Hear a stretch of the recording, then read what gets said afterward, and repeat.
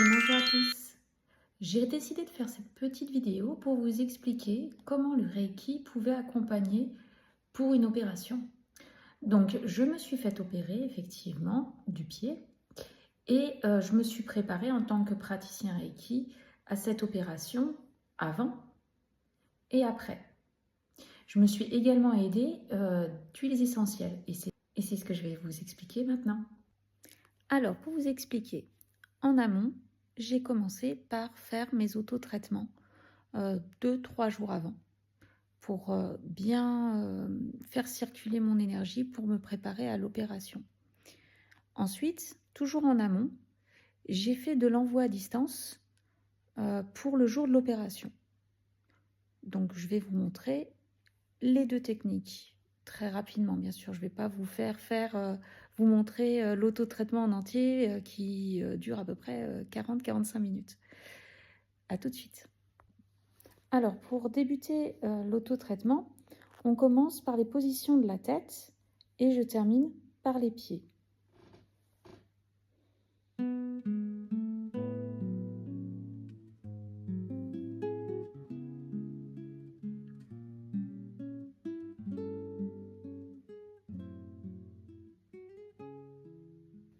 Pour l'envoi à distance, je prépare tout simplement un petit papier où je marque l'intention d'envoyer du Reiki pour l'opération du temps, pour la journée.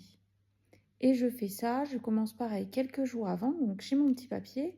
Comme vous voyez, je mets aussi un cristal, parce que je préfère le faire avec un cristal de roche qui permet de diffuser plus longuement l'intention d'envoi de Reiki pour cette opération. Et je reste comme ça jusqu'à temps que je sente que ce n'est plus la peine.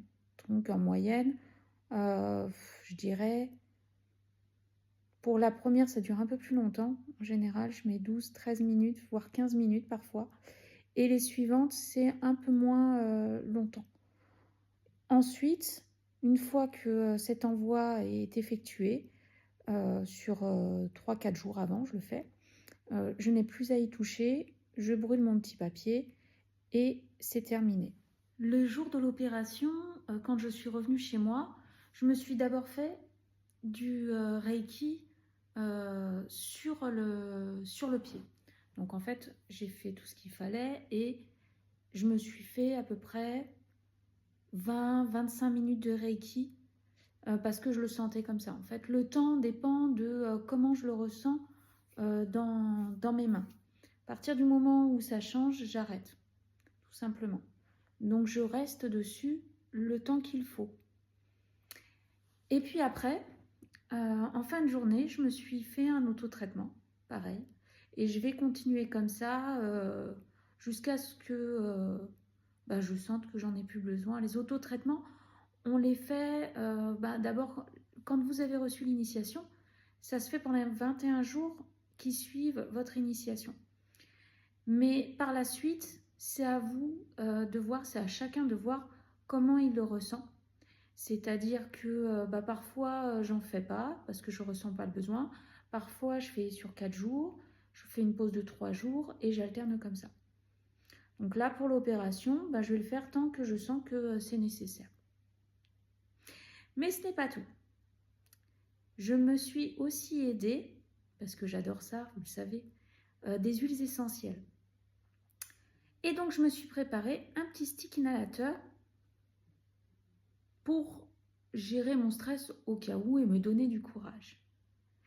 Donc, bien entendu, vous savez que j'ai mes petites huiles de préférence et notamment le petit grain de bigarade.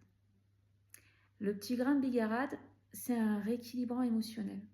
J'adore son odeur, ça me fait un bien fou. À ça, j'ai rajouté un petit peu de laurier noble, de laurier noble, pardon, pour me donner du courage. Et puis, j'ai utilisé une autre huile essentielle que j'aime beaucoup, c'est l'orange douce, qui a ce côté réconfortant et rassurant. Je vais vous montrer ça de suite. Donc, je vous présente mon petit stick inhalateur que j'ai fait. Vous voyez, c'est super pratique parce que ça se transporte partout, vous l'avez sur vous, dans votre sac, dans votre poche. Ça, c'est le top. À l'intérieur, vous avez la petite tige de coton. Sur cette petite tige de coton, c'est là que je mets la synergie que j'ai préparée, c'est-à-dire que j'ai mis 50% d'huile essentielle de petits grains de bigarade pour le côté rééquilibrant émotionnel, 30% de laurier noble pour la confiance en soi, mais là surtout pour me donner du courage, et enfin 20% d'huile essentielle d'orange douce qui a à la fois ce côté relaxant, apaisant, mais surtout ce côté réconfortant. Et ça, c'est top.